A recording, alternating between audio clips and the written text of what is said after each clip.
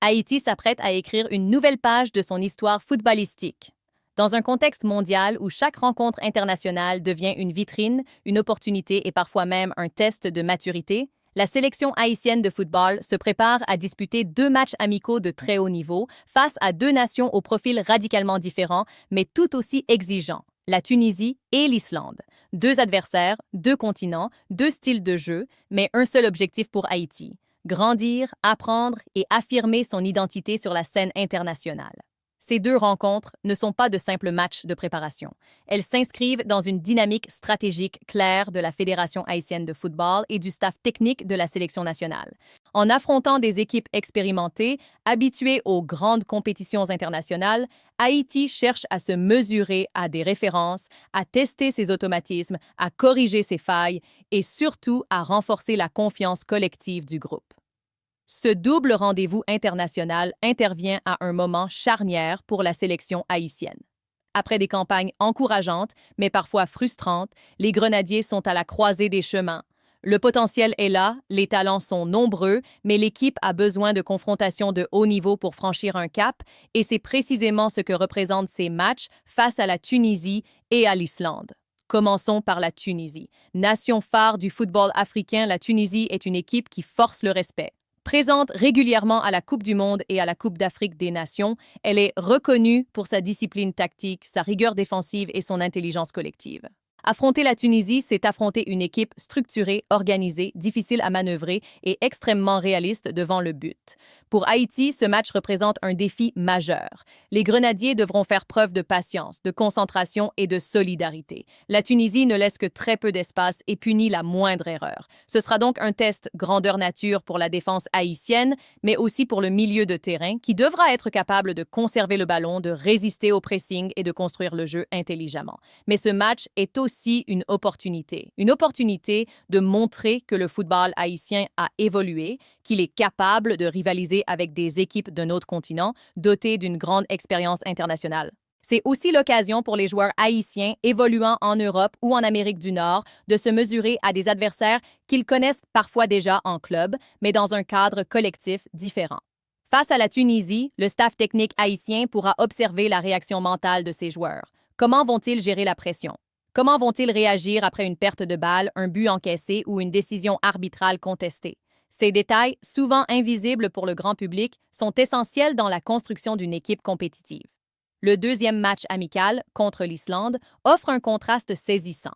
L'Islande, petit pays par la taille et la population, est devenue en quelques années un modèle de réussite footballistique. Son parcours à l'Euro et à la Coupe du Monde a marqué les esprits. L'Islande, c'est l'exemple parfait qu'avec une vision claire, une organisation solide et une mentalité collective forte, tout est possible. Affronter l'Islande, c'est affronter une équipe connue pour son intensité physique, son pressing constant, son jeu direct et sa capacité à exploiter les coups de pied arrêtés. Les Islandais ne lâchent jamais rien. Chaque duel est disputé, chaque ballon est joué comme si c'était le dernier. Pour Haïti, ce match sera un test physique autant que mental. Ce sera aussi un excellent laboratoire pour analyser la capacité des Grenadiers à s'adapter à différents styles de jeu. Passer d'un match contre la Tunisie, équipe très tactique et méthodique, à un match contre l'Islande, équipe intense et directe, demande une grande flexibilité tactique et une intelligence de jeu collective. Ces 2 matchs permettront également aux sélectionneurs haïtiens de tester plusieurs options.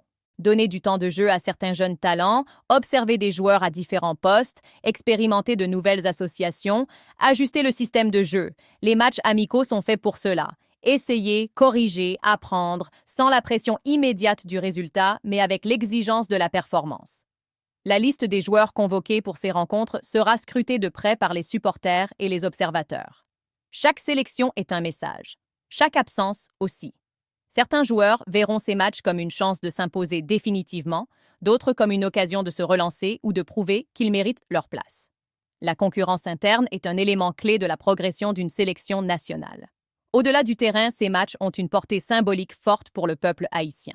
Dans un contexte national difficile, le football reste l'un des rares éléments capables de rassembler, de faire vibrer et de donner de l'espoir. Voir le drapeau haïtien flotter lors de matchs internationaux, entendre l'hymne national résonner dans des stades étrangers, c'est un rappel puissant de l'identité et de la fierté haïtienne. La diaspora haïtienne jouera également un rôle important. Que ce soit en Afrique du Nord, en Europe ou ailleurs, les supporters haïtiens se mobiliseront pour soutenir les Grenadiers. Les réseaux sociaux, les médias et les plateformes de streaming permettront à des milliers de fans de suivre ces matchs, de commenter, d'analyser et de vibrer au rythme de leur sélection. Ces rencontres contre la Tunisie et l'Islande s'inscrivent aussi dans une logique de préparation à long terme. Les échéances officielles à venir, qu'il s'agisse des qualifications pour les grandes compétitions ou des tournois régionaux, nécessitent une équipe prête, soudée et expérimentée. Chaque match amical est une brique supplémentaire dans la construction de cette équipe. Il ne faut pas oublier non plus l'impact de ces matchs sur la perception internationale du football haïtien. Affronter et rivaliser avec des équipes reconnues renforce la crédibilité de la sélection, attire l'attention des recruteurs, des clubs et des médias. Cela peut ouvrir des portes à certains joueurs, mais aussi à l'ensemble du football haïtien en termes de partenariat, de formation et de développement.